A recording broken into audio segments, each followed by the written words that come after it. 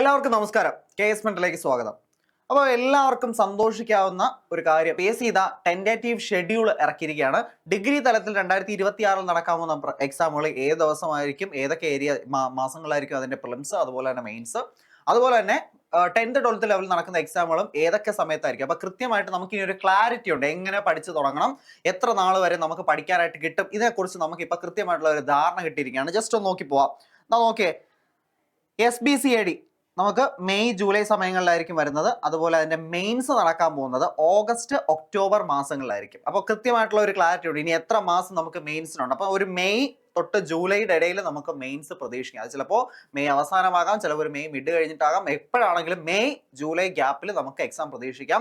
പൊതുവെ നിങ്ങൾക്ക് അറിയാലോ, ഫേസ് ആയിട്ടായിരിക്കും, ഒരു 2 or 3 ഫേസ് ആയിട്ടായിരിക്കും പ്രിലിമിനറി പരീക്ഷ നടക്കുക.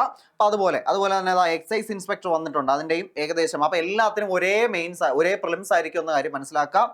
ദെൻ സബ് ഇൻസ്പെക്ടർ വന്നിട്ടുണ്ട്, അസിസ്റ്റന്റ് ഇത് നമ്മുടെ കേരള അഡ്മിനിസ്ട്രേറ്റീവ് ട്രൈബ്യൂണൽ അസിസ്റ്റന്റ് വന്നിട്ടുണ്ട്. അതുപോലെ നമ്മുടെ കമ്പനി ബോർഡ് ഇതെല്ലാം തന്നെ ആ ഒരു പ്രിലിമിനറി പരീക്ഷയിൽ തന്നെ ഉൾപ്പെടുത്തിയിട്ടുണ്ടായിരിക്കും. മെയിൻസ് സെപ്പറേറ്റ് ആയിരിക്കും.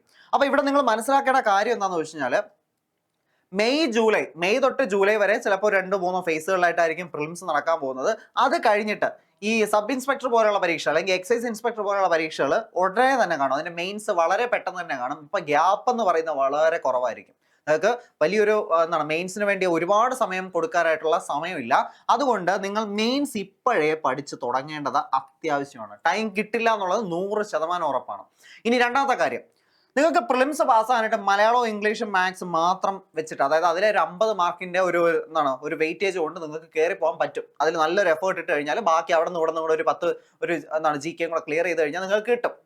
പക്ഷേ നിങ്ങൾക്ക് ഏറ്റവും കൂടുതൽ പണി കിട്ടാൻ പോകുന്ന അങ്ങനെ ഒരു അപ്രോച്ച് എടുക്കുമ്പോഴാണ്. നിങ്ങൾ പ്രിലിംസ് കയറും, പക്ഷെ മെയിൻസിന് ഇതേ സബ്ജക്റ്റിൽ, പ്രിലിംസിന്റെ സബ്ജക്റ്റിൽ അവിടെ നിങ്ങൾ പഠിക്കേണ്ടേ.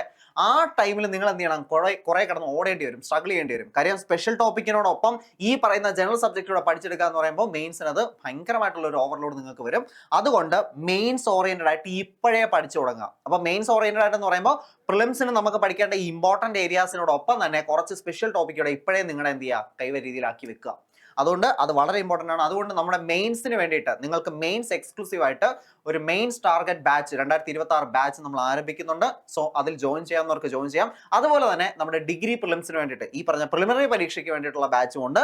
ഇനി രണ്ടും കൂടെ നിങ്ങൾക്ക് ഒരുമിച്ച് വേണമെങ്കിൽ അങ്ങനെയുള്ള PCM ബാച്ചസ് ഇവിടെ റണ്ണിങ് ആണ്. അപ്പോൾ ഇനി സമയം ഒട്ടും വൈകാനില്ല. നിങ്ങൾക്ക് ക്ലാരിറ്റി മുന്നിലുണ്ട്, എന്ന് എക്സാം എന്നുള്ളതിന് കൃത്യമായിട്ടുള്ള ക്ലാരിറ്റി നിങ്ങളുടെ മുന്നിൽ തന്നെയുണ്ട്. ഇനിയിപ്പോൾ വരുമോ ഇല്ലയോ, ഇലക്ഷൻ കഴിഞ്ഞാണോ ഇല്ലയോ, അങ്ങനെ ഒരു ഡൗട്ട് നിങ്ങൾക്ക് വേണ്ട.